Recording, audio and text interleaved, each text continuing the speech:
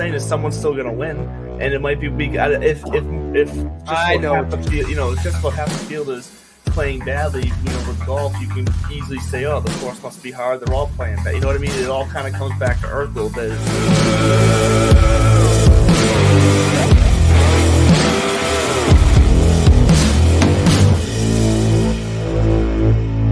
Sergio has been like, I can't wait to leave this place. Yeah.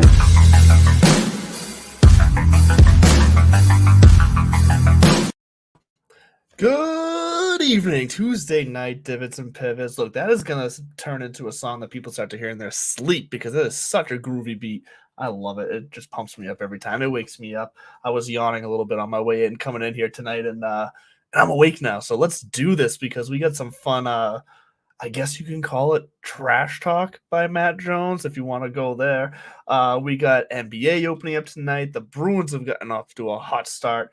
Not so much tonight, but on the season, they have looked fun. And, of course, wrap up another Zappy Fever week for the Patriots. But first and foremost, we are going to get into the golf. Bud Copeland joining me. Good evening, sir. You love this song. I love this song. I do love we this gotta song. find it. We gotta find a fade. We gotta find a fade in from the intro. That's a hard cut. That's like whiplash. It is a hard cut. I gotta play with that a little bit. You forget I'm an old man now, so I know. In the words of Mike Gundy, I'm a man. I'm 40. So yes. In case you all missed it, which I know you did.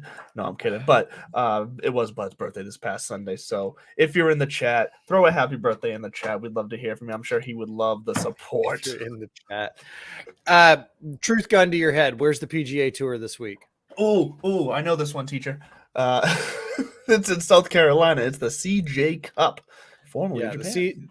The CJ Cup is in South Kakalaki. It's new home in the Congaree Golf Club that got a little bit of notoriety or fame or however you want to put it when it stepped in for the 1 year, had like the 1 year Palmetto Classic Championship, whatever you want to call it. But apparently it's a dope course. Nice time of year to be in South Carolina. I get it. Whatever that butthurt pro said about having to travel from Japan. Yeah, I could see it. You finish up and then you got to hop 13 hours. You got maybe a day and a half to get acclimated. But if you play well enough, you're going to walk away with $500,000 or better. So, yeah. But to be fair, you're right. That probably wasn't one of the easiest trips on the PGA Tour season when they would have to do that. So yeah, you're right. I get it from a human standpoint. The way I look at it, it's almost like every NFL team has to play a Thursday night game. So every NFL team has to deal with that short week. Well, we could get into that if we wanted to fix that problem, but maybe another night. What's the problem? What's the problem? Just the short turnaround it's been proven to be a big factor in a lot of injuries that come out of Thursday night. It's to not give the guys a full week of rest to kind of build up for it. It's the players have said it's a I'm going to need to see when you start saying words like proven. I'm going to need to see studies. I know what you're talking about. There's been a correlation. There's been a handful of high profile injuries that came on Thursday nights. But there's also a way Sunday game. But it also leads to piss poor product. We've seen it the past 2 weeks. Why is that? Why can't Thursday night deliver a Sunday night product? Seriously. I mean, the team's going with stripped down game plans because they don't have that full. I mean, not just only because, but a part of it is because they don't have the full week. Sorry. But look at they go year to prepare for a short week. These are pros. They're smart guys. They are supposed to be able to go plug and play and run a route and catch a ball and do all that kind of stuff. So seriously though, Well, think of their typical week. What is it about Thursday nights? So a typle week for these guys, they have routine. They have the game on Sunday usually. If they have Sunday on the next week, they're not going to. Monday is usually a day off. Tuesday's a day you go in and have some meetings, and you kind of get taped up, checked out, make sure you're good. They don't really start practicing and game planning on the field until Wednesday. So now you're talking about having to jump into a game Thursday. Like you got to really compress everything, throws people off, and sure you get a longer week coming out of it. But there's been a ton of ideas, which I am fully on board with the idea that make the Thursday night games be two teams coming off a bye week so that they have that time needed to roll into it so that, one, guys are more rested so they can hopefully stay healthy. We can avoid some of these injuries that tend to happen on Thursday night games. And I think you get a better product because a lot of teams fall back on the basics and it turns into run heavy games on Thursday night games, and defensive struggles. And look, sure, we every now and then we get a good matchup, but a lot of times it's just like these like what's the word I'm thinking of? Like just slog games. Like there's nothing's they're just slow. All Not right, exciting. I'll see that point. I do think if you get a bunch of smart people in the room, they can figure out mathematically how to have everybody's Thursday come off of a bye week, and Definitely everybody goes home happy. And I mean, basically, you start with Thanksgiving Day and say who has to play on Thanksgiving, and there's your Thursday for the year, and then everybody else. There's no reason they have to have Thursday night games at the beginning, like to start the year off. You know what? Like the double Monday night game first week of the season, that was fantastic. Don't do that to start the year, and then transition instead of 2 Monday night games, transition into once the bye weeks start. 2 of those bye week teams in week 7 start playing Thursday nights. I actually get excited. It fills the show hole when college football goes away, but I actually get excited when there's that like 1 week or 2 weeks before the playoffs that there's Saturday football, and it's kind of dope. And like I can dig that vibe. But what is it about? This came up on another show. What is it about football that makes it requisite to watch the shitty games? Why did we tune in? I mean, we knew what we were getting when we watched? I know, and I still watch just about every down of it. And again, it was Thursday. But I mean, I want to see the numbers. That was last night. It was a Monday night game, but Monday night. Sorry, but I'm thinking. But I'm saying like you're gonna tune in on Thursday. Yeah, that was actually. Sorry, that felt like a Thursday night game last night. It did. I guess that's the point. It was the Broncos playing shitty. The Broncos have had this way of. The Broncos have had this way of dragging any team they've played this year just down into the mud, and it's just like a freaking just. Oh, I can't even think of the word to describe it. It's just like this slow, like drag of a game. I don't know what they're doing. They're the Vanderbilt of the NFL, Vandy and the SEC. Everybody, not everybody. I mean, Georgia 55-0. Sure. And after like 62-0 last year. I mean, I'm not about mercy rule, but damn. But usually they're going to give some folks a run for their money. You kind of play down to your competition. I don't know if there's some sort of subconscious thing about conserving energy or, looking past. I think it's a lot of it's just looking past an opponent that confidence builds complacency. Sometimes you get a little too, arrogant. We know we got this in the bag. We should do this, and then that should turns into are gonna, and you forget to do the X's and O's and whatnot. I like your idea, but I still think no matter what, NFL, I don't get it because I never played football, but I am super freaking fascinated by watching it. I mean, the appreciation for the game was born out of the fandom for me, where I was much more of a kid, grew up watching games with your parents and stuff like that. Sure. And then you get older and you watch enough of it and you start to kind of pick up on stuff. I have this much, and if you're listening, it's a big old 0, this much actual knowledge about the game, just a more refined appreciation for it as I get older. Fair enough. But yeah, that makes sense. I guess it is just a shit. It's a busted routine, kind of like a Wednesday start in golf.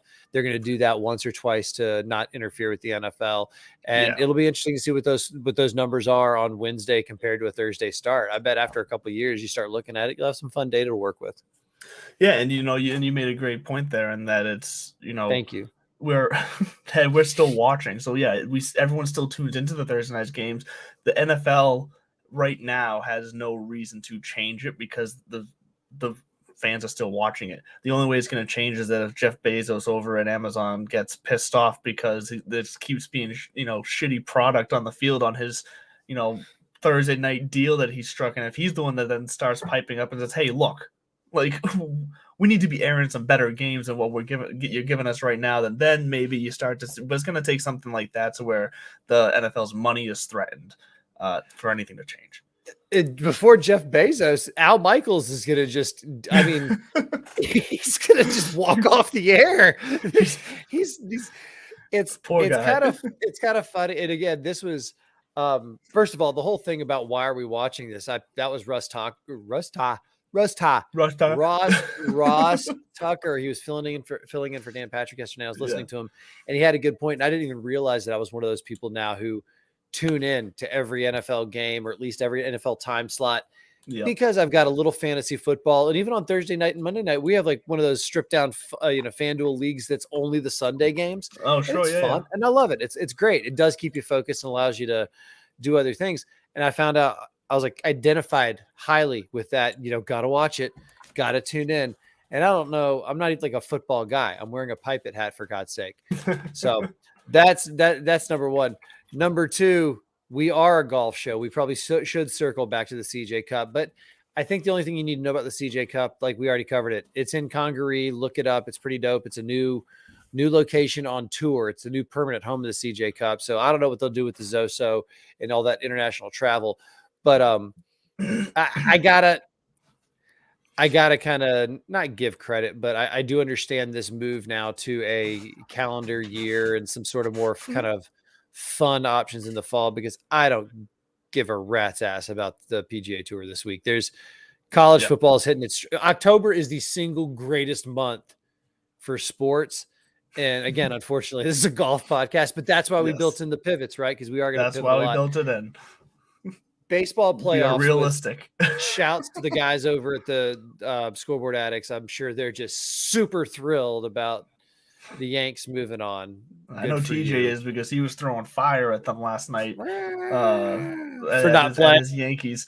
So, or was it last night or the game before? Whatever he was saying, they were playing with no heart. Yeah, he said they didn't show up to play with any heart and something like that. He was going off, and I loved it.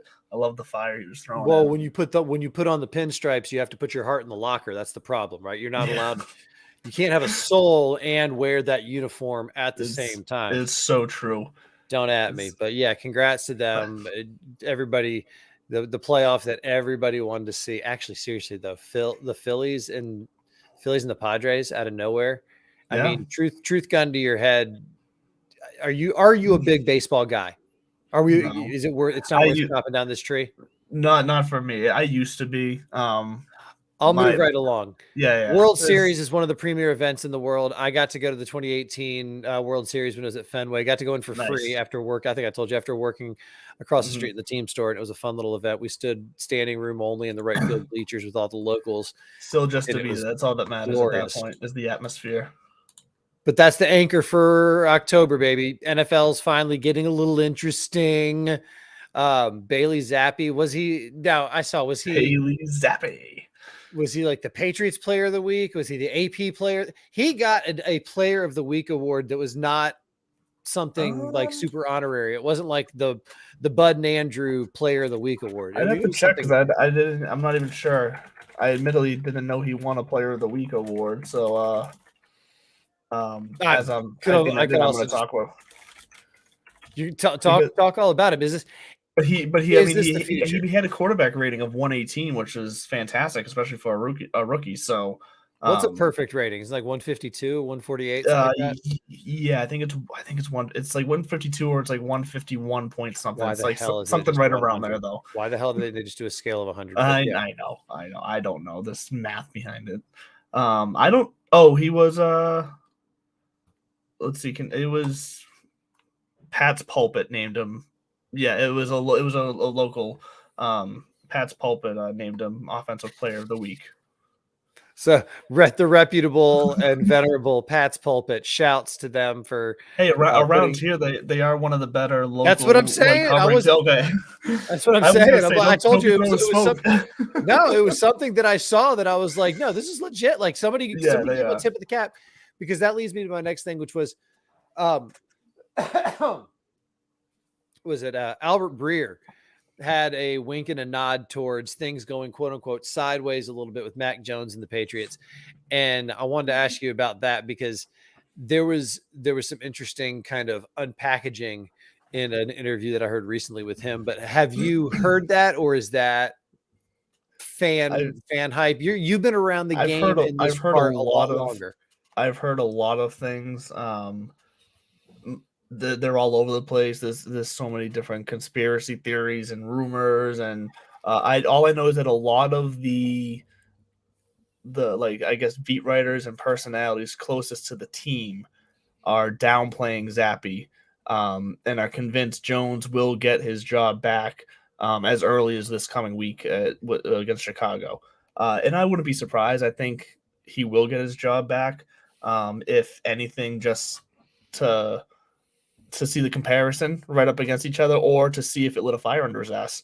I think either one. I think either way, it's not a bad thing for the Patriots that Zappy is playing well enough right now. I do think that the defense probably were the bigger stories in these games than Zappy. Zappy was the exciting story, and he showed something that I think a lot of people didn't know he had. Yes, he's still undersized, but he can move great in the pocket. And he has great pocket awareness, so that's something that we didn't know about him that we've learned. But Mac Jones can do some of that stuff too. So I think now we just got to see the comparison, and we'll see how it shakes out. Look, if Mac Jones isn't happy, he'll request a trade, and we'll cross that bridge if it comes. But I think as long as he gets his job back, he's probably going to be happy. Yeah. So that same interview, Breer was talking about a little more kind of depth. So this kind of subtext of what's going on here, and then that you do have this fourth rounder, fifth rounder. What was he? Fourth or fifth out of Western Kentucky, fourth. Whatever. Well, okay. Fourth rounder out of Western Kentucky rookie. He's going to do basically whatever he's told. He's not a first rounder. He's not going you all are beautiful. He's not a first rounder. So he doesn't have the kind of leverage that maybe Mac does to ask some questions, do X, Y, or Z. So there is that. Both the number 5 quarterbacks taken off the board, though, which I did find interesting. Somebody pulled those stats this week, and I heard it on the radio. Very interesting stats. Both were still the 5th quarterback taken off the board. That is pretty funny. that kind of parallel. And it's been that way for Bill since like pretty much every quarterback he's drafted was always the 5th guy off the board. And so when you pull a guy like Zappy out and you say the ball is yours, the writing's on the wall. You're just keep us afloat. Do what you're told. Do your job. And we'll all come out happy. And look how well things are clicking. I mean, shit looks good right now. Again, this is from an armchair knucklehead who barely knows what he's talking about. But a win is a win. And then a shutout's a shutout. And, these are some convincing numbers from a young quarterback. Yeah. That parlays into Mac Jones. That goes back to Mac and who Mac is as a guy, personally. And he's much more, this was what Breer was talking about. He's much more representative of this Generation Z, or even maybe the younger millennial generation, who's used to asking a lot of why questions. Yes. And not necessarily in a sassy way, but not Bill's favorite. So I've got my overall theory about the internet and how as humans, we're still in the very nascent stages of this thing. So having that kind of instant access to information, we're seeing it manifest here. We do have people who are now adults, I'm not really an adult yet, but who are adults now, and they have that level of empowerment and confidence to ask a question. Cause I think they know that if you don't tell me, I'm just gonna go Google it. I will find my answer. I will get to the bottom of this. So help me out.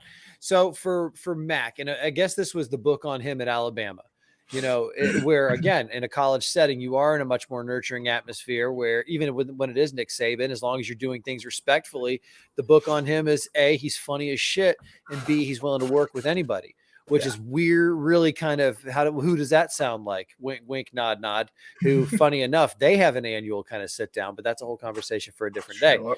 So you got this kid who's used to being able to just say, hey, just real quick, fill me in. Why are we doing it this way? Or we did it this way last week. Was there a reason for the change? And having that tolerance. Does that sound like the Patriot way to be able to kind of go outside your lane, to understand context? No, they almost institutionalized the Chinese wall within a football program, so much so that they don't want you by design knowing what other parts of the organization are doing. Because A, you might not be here next week. And B, that's not your job. So you get hurt like Mac, and they say surgery. He says, why? Can't I maybe wait this out? Maybe. And they're saying, well, if every day we wait, that's one day longer of recovery.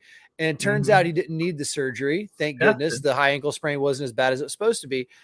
But in this sitting there watching from the sideline, there almost is a lesson subconsciously being taught where it is like, if you would just please look what happens when everybody says, thank you, sir, may I have another?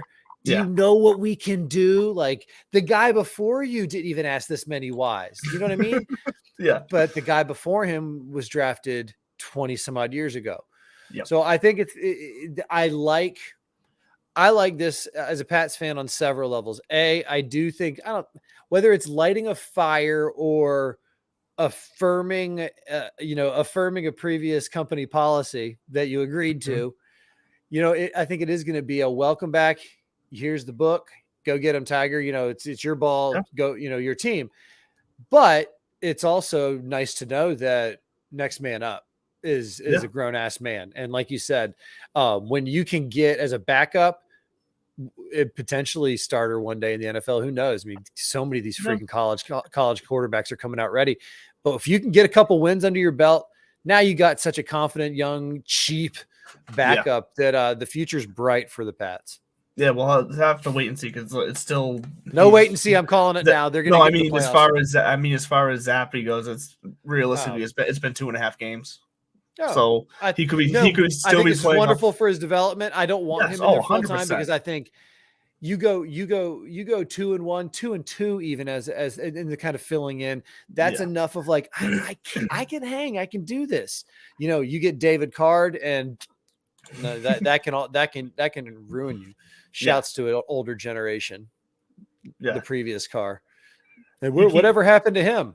Well, they were talking about that on the Sports Hub that because that draft class was and I'm gonna forget everybody but there was like 6 quarterbacks mainly in that draft class, and it was like the most brutal draft class you've heard in a while. It was David Carr, it was Rohan Davey, Jim McCown. Oh no, Josh McCown. Sorry, Jim. Josh McCown, who was the best quarterback out of all of them. And I am honestly, I am blanking on the rest of them. But it was like a bunch of guys that just disappeared almost immediately. It was a brutal draft class that year. Let's see. We got poor David Carr. Oh God! I mean, he just got beat to shit. I know. It's the closest. I think it's the closest thing to shell shock that you could have outside of war. We got David Carr, Joey Harrington, Patrick Ramsey, Josh McCown, David Garrard. David Garrard hung around for a little while. He did. He was with the Jaguars for a while. Then he just kind of was around. But yeah, then Rohan Davey, Nada. What is this? Kurt Kittner. Not Kittner. Kittner. Yes. It wasn't John Kittner. John Kittner. Old Lions. Jeff Yeah, no, God, it was a bad draft class though for quarterbacks. So I do, Bailey's going to get his clipboard back and his confidence up. Mac's going to come back, and I think also it's kind of like, hey, we're handing you the keys to a very well-oiled machine now. Just keep things running, keep things, and sometimes a couple weeks away makes you feel #blessed for your job. Don't I know it? For real. It's been a couple weeks since we've hit the links, and so now I'm starting to chomp at the bit. So, well, we're just gonna have to hit the simulator instead. As I was texting you this past week, and I didn't have much to do. I played a total of 54 holes on the simulator.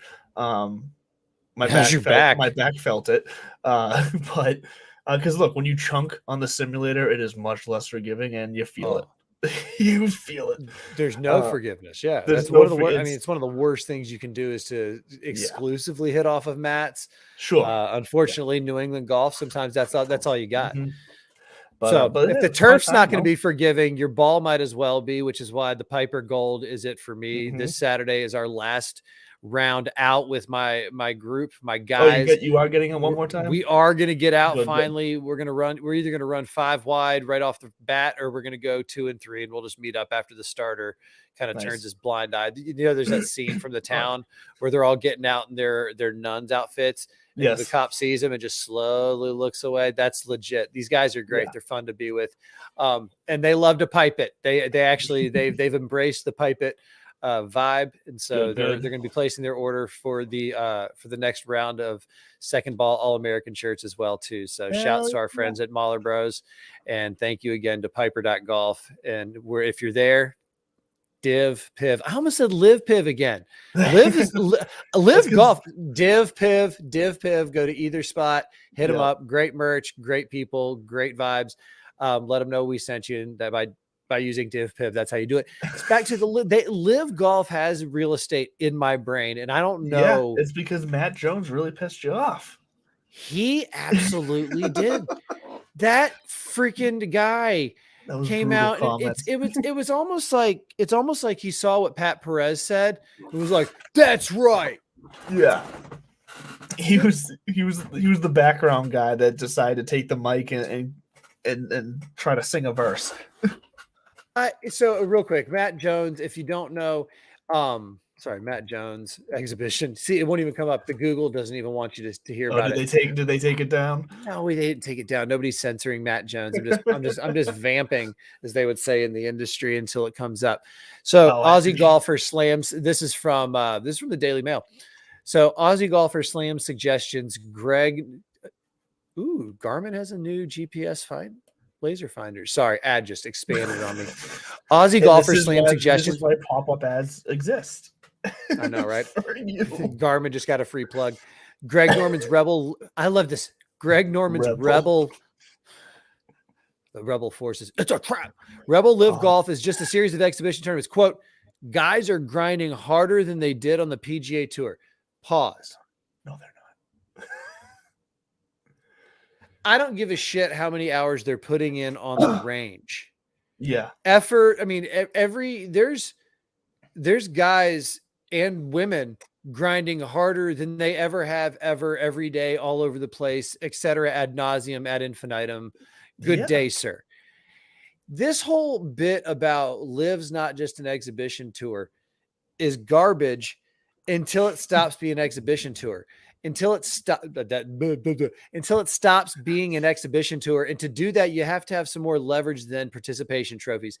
And the argument of, well, everybody is taken care of. All right. Well, then then by definition, it's a glorified The other thing I've always said, exhibitions, and I've been Googling exhibition all day, and I can't get past Wikipedia pages around World's Fairs and art exhibits and shit like that. So this idea of exhibition, it's a hard hill to die on, because it is an amorphous term or whatever, but you're playing for nothing more than money. There's no prestige with this tour yet. There's no reputation yet. So maybe one day it won't be an exhibition tour. I think we'll say 5 years. I'll give you 5 years, Maddie. In 5 years, you can come back and start BSing about. And between now and then, I want to see some sort of kind of, should we say, skin in the game. You know, Ricky Fowler lost his PGA Tour card.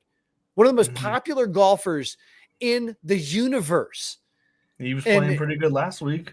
Right. Because he wants to get back on tour. Because he wants to get back. Exactly. There's something to play for. And anybody who thinks like Liv didn't approach a guy like that, he's one of the biggest draws for a specific market. He was a BMX kid who just happened to be better at golf. I mean, it's an incredible story. If you look it up, it's pretty dope. And also, like, his grandfather's Japanese. And so there's this whole, like, his grandfather, I mean, we're talking like World War II generation, internment camp style, Japanese American. There's some sort of story there. That's a really fascinating side of it. But anyways, guy like Ricky Fowler could have easily taken the bag and gone. And people would have thought the same thing as they are about Dustin Johnson and his 30 million. Like, good for you. You got money. You got more money than you had before. Again, I don't think anybody hates DJ for it, because he came out at the Open right at the beginning and said it. But Matt Jones, go sit on it, dude. I don't understand what he's trying to prove by still picking this fight. Well, and did you see? I believe it was Greg Norman that said that to this point, or it might have been one of the execs. So don't quote me that it was going. Don't quote him on this. Don't quote if this was Norman. You can quote me on what was said though, in that they basically said that the majors to this point are siding with the tour. And they haven't shown us anything that they're not going to side with the tour to this point. And I mean, that might change, but they then said, so fine, if they want to do that, we'll just give our guys their own major. Majors don't just become majors overnight. In his defense, that's how the Masters was created. Okay, fine. So the Masters has a bit of a you know what? It wasn't a major. It was just a private invitational. Thank you. The whole concept of a major came out of sorry, go ahead. Okay, so a private invitational, which is exactly what LIV basically is right now. It's just small field invitational type of tournament. But a lot's changed in 100 years, right? Yes, I mean, but the it takes context and time. everything. You don't just create a major that's going to compete with a major, like a real PGA major, in overnight. To do that, it's not going to Jeff be the Bezos same. He's doesn't not drop a giving his billy guys on a anything tournament. except for the tournament. Like, here's what I want to know: how would the tournament be any different in his version of a major for his guys? How would it be any different than what they're doing right now? Because they're already bending over backwards for these guys and for the fans. So how would a major look any different? You know what they'd say? Bigger purses, more money, exactly. flashier perform. Although Snoop Dogg is going to be performing down in Miami, that's pretty dope. They've got, Cool. But you also take a guy like Snoop Dogg who's like, fuck it, sign the check, let's do it. Like I'll perform, let's go. Yeah, there's some of these people don't have a dog in the fight, including me. You know, pun intended both ways. But those comments like that, I'll give my players their own major. You can't give them their own major. Again, these things, it's kind of like a nickname. It's hard to give yourself your own nickname. You know, sure. the major designation. People comment on the Players Championship, calling it the 5th major, and there's been years and years and years in debate of should we just go ahead and pull the trigger. I mean, hell, the women have 5 majors. Why not? Let's do it. Because four majors just fits especially the new schedule. It just fits it perfectly. No, of course. I wouldn't advocate. I like that it's not a major because that does keep it the players tournament kind of thing. Yeah. You know, there's some sort of witch doctor magic that works there. But to just go ahead and say, we'll give them our own major, that's ignorant. It's just, I mean, he's smarter than that. He knows that more goes into it. It's not just about the money. And quite frankly, I'm a little not put off. Put off is a wrong way to put it. Actually, you got to go. My battery's about to die. I didn't even plug in. I want to get into why Matty Jones is a moron. And so I'm going to be back in 1 second. In the meantime, that's fine. I can lead us off on why Matty Jones, what specifically about it made me mad, because we have two different things. We both read the same kind of article or statements that Matt Jones made, and we both got mad about different things in it. And for me, it was just how dense and just dumb and what is the good, like, naive and tone deaf his comments were about saying that if you're going to criticize the LIV tours because you haven't come out here and experienced, but then he said what got me is then he said, if you're just getting your information from the YouTube broadcast and live.com, come out here and experience. Pause right there. You just put down the main broadcast options, the only 2 broadcast options currently, because they haven't finalized anything with Fox Sports yet. It's been rumored, but it hasn't been written in ink yet. He just threw them under the bus and saying that if that's the only place you're experiencing the LIV tour, then you're not even experiencing it, which is just saying that what they're doing isn't working. Like, what is he? I don't even think he realized what he said. That's the way I read those comments, that he didn't even realize what he was saying. And then right there, I lost all credibility and respect for anything else that came after that. There's plenty of keyboard warriors out there who sit behind a computer and judge everything people do for a living. I don't even do it for a living. I just do it for fun. Without getting out and experiencing it. If there's people judging this from what they see on YouTube and LIV TV, it would be better to come out here and experience it.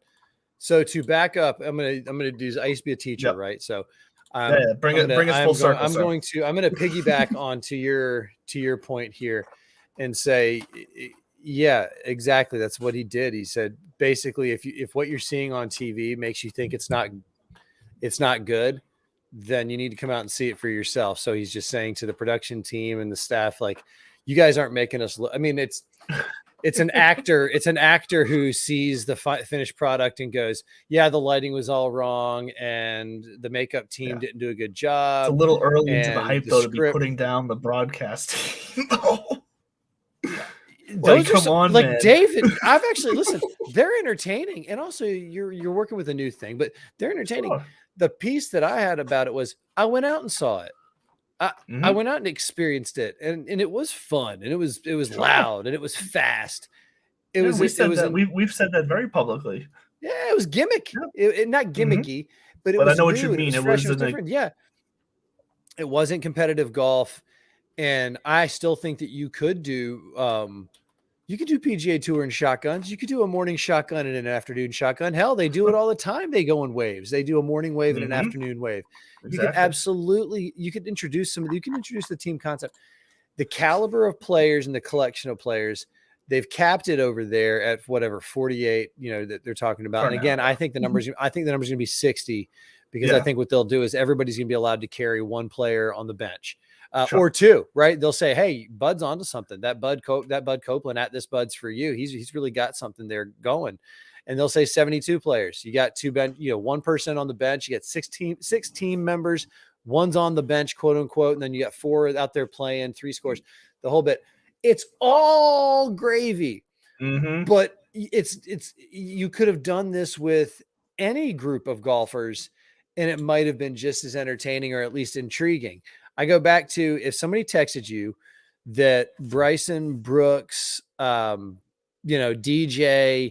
Pat Perez, because he is entertaining, Carlos Ortiz, and you just said, "Oh my God, these guys just got out of a party bus. It looks like somebody's bachelor party, and they're out here playing a big money game. Get out here. They're just letting anybody walk around." Okay, I'll go check it out. Yeah, still go check it out. Yeah. I went for free. But I don't know if I would have paid money. I don't know if I would have paid money to go out to see it. I'm grateful to go. I'm wildly grateful for the opportunity to go out there and experience it the way we did. But it also does put it in perspective of, would I have paid what they were asking for some of the access that they were showing? I don't know. Probably not. I'm a stingy guy. Probably not for me either.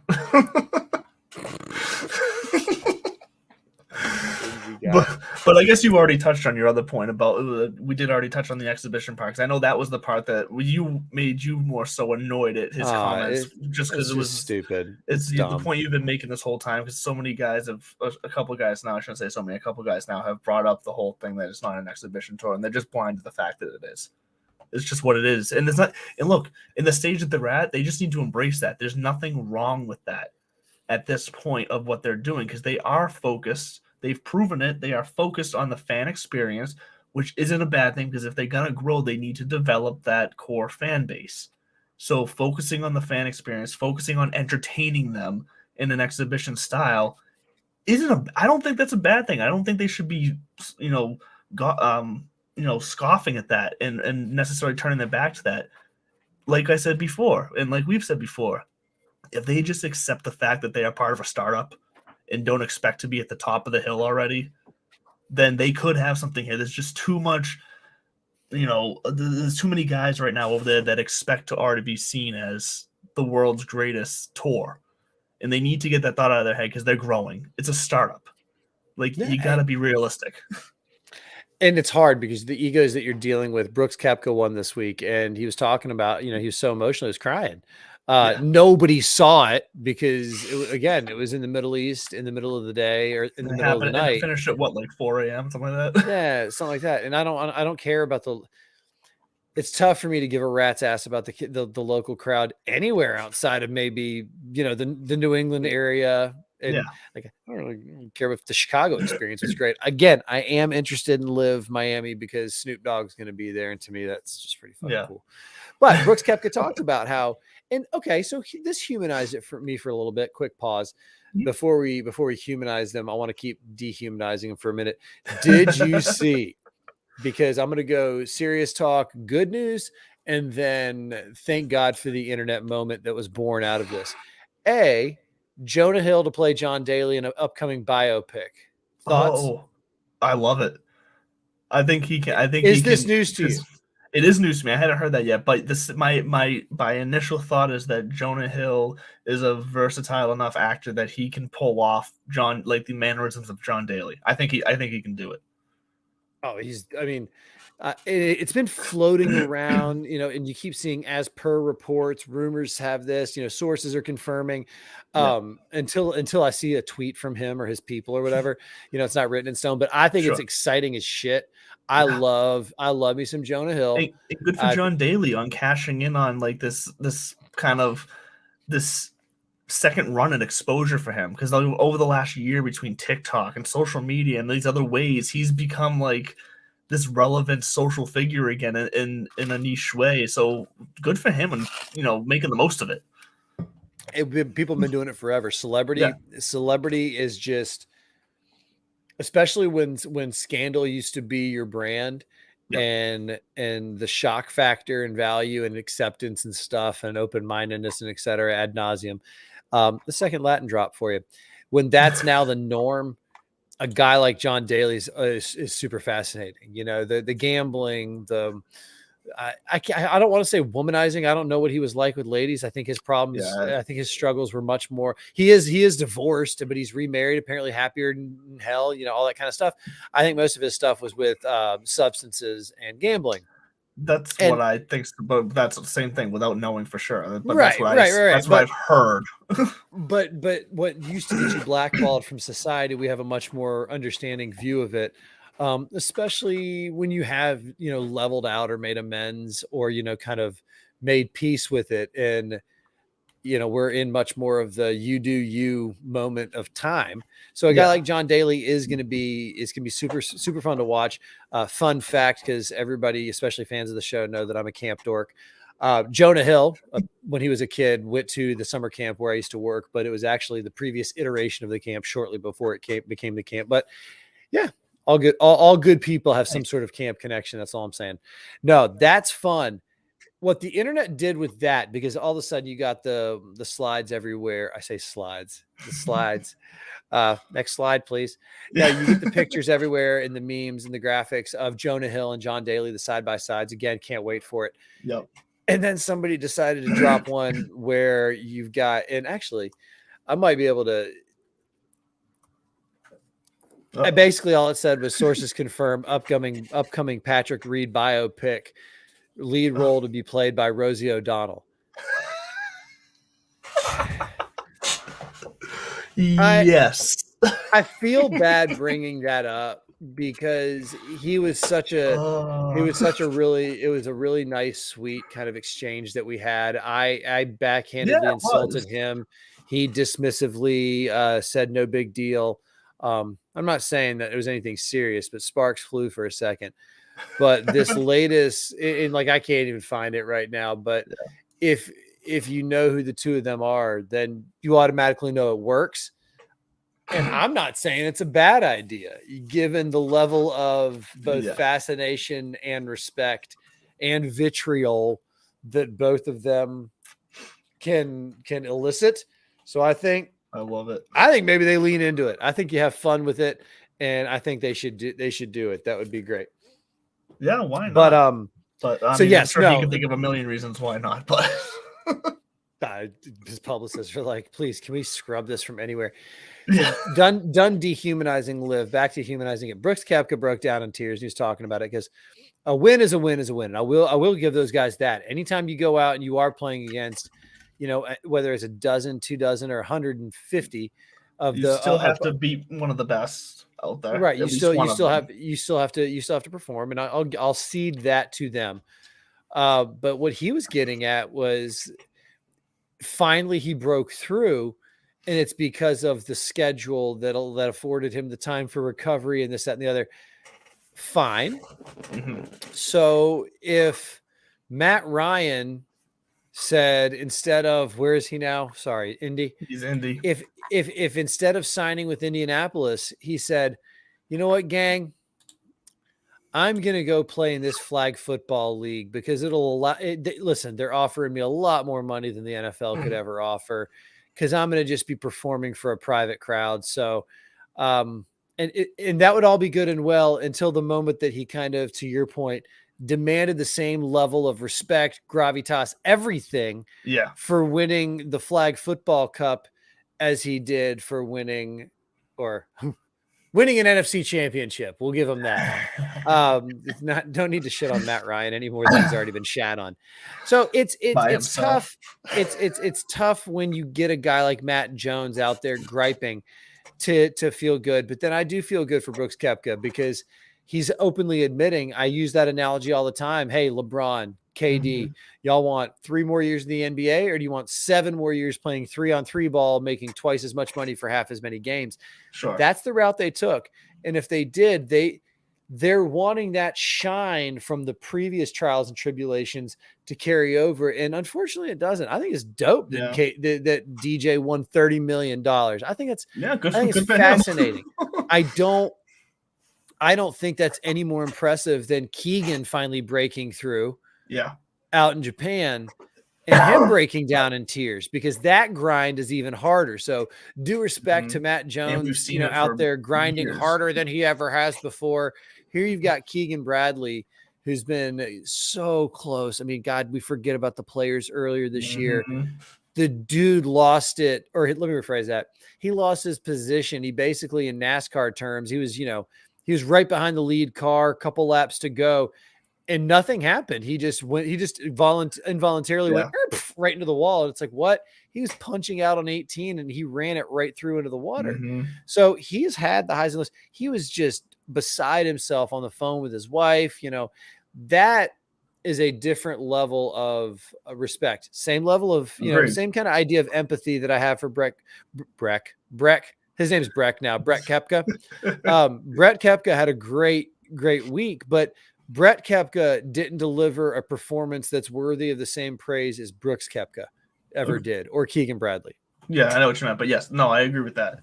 And we've also seen the length of the struggle doesn't really matter, because, like I said, I think there's just more of a, I agree with you. I respect as well than Keegan's situation, what he's had to do. Brooks almost took a shortcut to get there by just making the field smaller. He may still have had to play some of the best guys in the world, but not as many of them. Yeah, but we've been through this too. Law of large numbers, man. When you're starting with 144 and they're all professional caliber, sure. It's not like if you take look at what if all those guys who went over there all of a sudden had a Jordan Spieth dip. Remember when Jordan just fell off? That was hard to watch. But wait, Phil did it. I mean, Phil basically went over there right when he was peaking on the tour, the Champions Tour, and then he just started playing crappy golf. I like that he pulled out of the lawsuit saying that, now that their voices are being heard, I don't feel like I'm not going to say I feel for the guy. You make your bed, but at the same time, I think if there's ever a maybe you should take a break or sit this one out. And I'm not one of those guys. I hate that phrase. Maybe you should sit this one out. Maybe you should shut the F up, Karen. Yeah, because he's been making his voice heard too much since the start of this thing. So, now that our voices are being heard, let's take a rewind here. let's take a look at some history. I think Bryson, Matt Jones, and somebody else are the only golfers still left in this big lawsuit. Everybody else has dropped out. I mean, literally everybody. Funny enough, though, DP World Tour, they're closing in. They got 4 tournaments left. Yep. And Rory McIlroy is still leading their points list. Matt Fitzpatrick's up there. Victor Hovland's up there. All these names. I don't even know this guy's name. Spanish kid won the DP World Tour event last week. And I want to say it was no, they're in Mallorca this week. I just like saying Mallorca because when I moved into England, I thought Bill Ricca was Bayerca because of the way that Mallorca is spelled. So I thought Bill Ricca was Bayerca. Again, because of Mallorca. No, but the DP World Tour last week, a LIV golfer won their event. Oh, you're talking about Chikara? Yeah. Well, I don't know if it was Chikara. Who won? Hold on. Spain's Adrian or Otegu. Oh, yes. Otegu? I'm going to screw that up. Please, somebody correct me. Send me the phonetic. But you're right. I do remember seeing him out there on the LIV Tour. And this is what's brought us to this point. We have been kind of shitting all over LIV because rightfully so. Matt, when Matty Jones is allowed to run his mouth like that, somebody from Live Communications, tell him to shut the F up. Nobody Yeah. feels bad for you for playing poor golf See, and getting paid that's the still thing. $750,000. Live Communications has leaned into all of their comments though. Like they really you have aren't. to.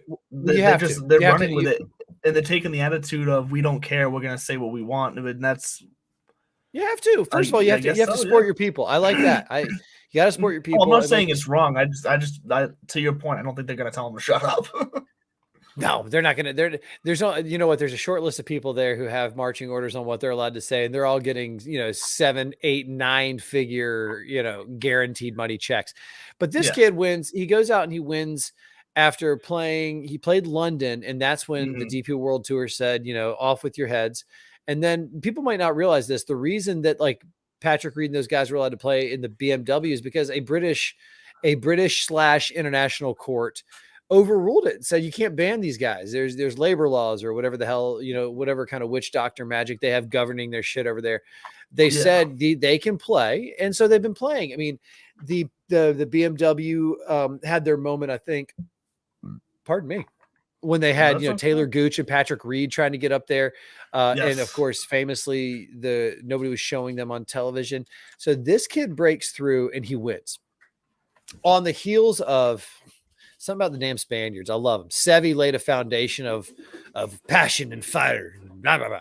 And Sergio dug them a hole to get out of. And so you got John Rahm, tipping his cap to, it was, I think, Chikara a couple weeks ago. Who won. He said, hey, good on you, kid. There's a Spanish guy playing some good golf. Now you got a Spanish kid coming and winning a DP World Tour event. Mm-hmm. Is there room? Is there a model? And I think the answer is yes, for a coexistence when the world golf ranking points are going to work themselves out. I do think there's, again, they might not be a lot, but I mean, it's like, all right, it's just going to come down to some math. They're just going to have to agree on the math. Right.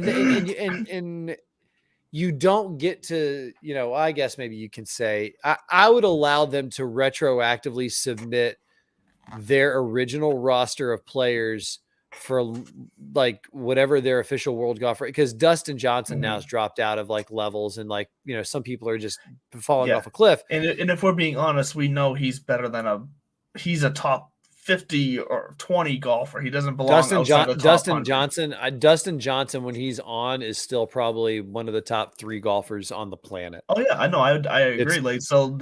And from a golf fan perspective, it's. But like you said, it's just going to be a number of math where it's like a matter of math where, yeah, sure. Small tour, because they are a small tour. You have great players, but you're a small tour, small points, yada, yada, yada. Find a way to say, all right, cool. You can go back. You're not going to get full status. I don't blame the PGA. First of all, the PGA Tour doesn't have to come to the table. I don't blame them if they don't. I mean, I really don't. I think the comments that Phil made recently where he said lives on the rise, PGA Tour's on the decline. That's the classic. Keep an eye on Phil, because that's the classic when an athletic director for a college program comes out and says, we have full confidence in our head coach, Phil Mickelson. Yeah. Phil, and then 2 weeks later, look, exactly. So I think that's just him out there, false bravado, because he knows they're hurting in the departments that kind of matter. When the voices like Hardy at the Sports Hub are going, I where are you? I can't find you. They have a point. Yeah. And you're not gonna build a brand and a product as big as you want on the internet golf fan that you need. We're not talking about the folks that follow Snappy Gilmore and and the Paige Sporanic team. No, they need it to be a way to be on in clubhouses at country clubs, like on a Saturday afternoon or whatever, like guys come and fit, and guys and women come in and finish their round, and they needed to just be kind of on in the background because people pay attention to that at places like that, and there's no way for it to be right now. Yeah, they need Hardy to be able just to go, give me golf. I need golf, and have it be like, here's your golf. So until they reach that, they're going to struggle. But I do think there's a way to have these guys have partial, kind of a partial status. Maybe Yeah. you grandfather in some of the, the Hudsons and the Matt Jones, even though he shot his mouth off. You grandfather them in and you give them a sunset, to say, okay, over the next 3 years, you're allowed to identify 4 tournaments and they can't be the elevated tour events, right? You want your points, come get them. Guys who have won on the PGA Tour. There you go. Right. If you Or won on even, the PGA Tour, I say this, man. Maybe just remove the elevated money events. Say, fine, fair enough. You want to play on the LIV Tour and come earn some points and some status and all that kind of stuff on the PGA Tour. Stay. yeah, International plays a whole different beast. I do think that they're just going to throw throw everything out and say, "F it. Here's the new structure." Blah blah blah blah blah. sure. But give them some room on the John Deere Classic, on the Zoso, on the CJ Cup. When it comes to Bay Hill, sorry, no. When it comes to the Memorial, the Players, sorry, no. The majors are going to work themselves out, but you all are playing for huge chunks of money around the world, so don't come in and try to have our cake when you're, doing it out there. Yeah, but I think I want coexistence. I just think that there's going to be a lot more. There's going to have to be a lot more concession and crow eating from the LIV side, because squawk all they want about being treated fairly, the unfair, whatever.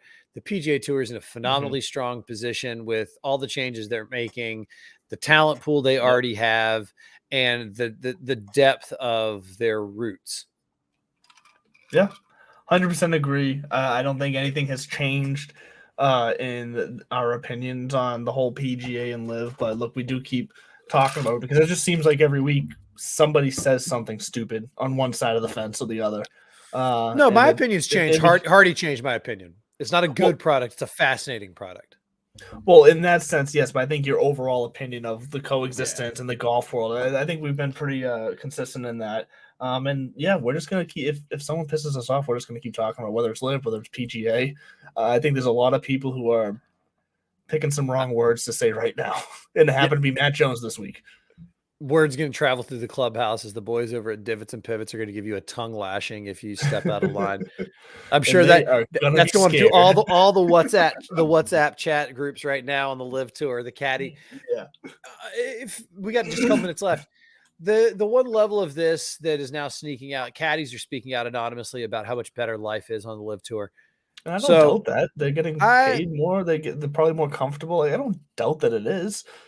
I mean, I don't see why there couldn't be. Caddies are a fascinating class of professional golf athlete. I would say they're not athletes. They're not an athlete. Caddies aren't athletes. Sorry. What you have to do is incredibly difficult, but it's not. But Fluff Cowan is still carrying a bag. Okay, he's not an athlete. He's a hell of a caddy. Anyways, there is something to be said about maybe almost a unionization type contract base for these caddies, where maybe it's similar to there's so many caddy cards. And yeah, if you've got a one-on-one relationship with a guy, sure, you can sign individual contracts like they maybe do. Make it a little more official, a little less. I'll see you at the next stop, and if I make the cut, then you get the cash. Yeah, maybe there's something to garner from that, or even have a group where you do say, for the players that don't have your usual guy, we have a pool. In an official pool kind of, and there's pro caddy associations and stuff, but I could see leaning more into that and having the PGA Tour take a more official stance, ownership role in the caddy side of things. I'm gonna keep using my hands. I don't know what to do with my hands as you wrap up the show. I think that's a good idea. I think that has been a main thing that does seem to keep going forgotten about, is how, because it was a point that we talked about early on that was pretty upfront in all the points of what LIV was doing purposely to be better, and the way they treat the caddies was something that they were leaning into at the very beginning of this, that they were saying they were going to be treating better than the PGA Tour. So yeah, I think it should definitely be a point that the PGA should be looking at something to counter that, and I think they will. I think a lot is going to change. But what I think the PGA is doing is that they're taking a stance and saying no one's going to rush us into changing hastily. Like, we will change, but we're going to change right, and we're going to change at a pace that is going to make it best for everybody, is what I'm assuming they're thinking. Whether that's actually true and how that works out that way, we will see. But I think they're just making the stance that we're not going to change at your pace just because you told us to. And I don't think they have to. Like you said, they have the leverage. They have the history. They They don't have to do anything right now. They could if they want to do what's best for them. They could, but they don't have to. Yeah, but they're going up against fuck you money. So this is Yes. going to be the battle. This is going to be a battle to watch. That's why I think they should, but they technically at this point do not have to. No. So, but hey, that is going to wrap it up for us on this Tuesday. And I'm going to put out some communications this week on the Twitter account because I did download the PGA Tour 2K23, the new right game. And you can have societies on there, and you can have kind of custom private tournaments. So if there's any golf gamers out there, I might be putting out some communications where maybe we hook up and play some not on the stream here necessarily, but we mess around. We it's another way we can connect. Maybe we'll play some PGA together out there. So I'll put something out there. We'll see if we can get enough interest. So be on the lookout for that on Divots and Pivots on Twitter at Divots and Pivots. Like I said, that's going to do it for us tonight. But as always, your insights and your thoughts just fill our show, and it's greatly appreciated. I think by all the fans, but definitely by me. So we will see you next week as I now slow down my pace so I can find the outro video that I always forget to do until the very last second. But I love showing you breaking down the fourth wall here. We love you guys. Thank you for watching Divots and Pivots. We'll see you next week.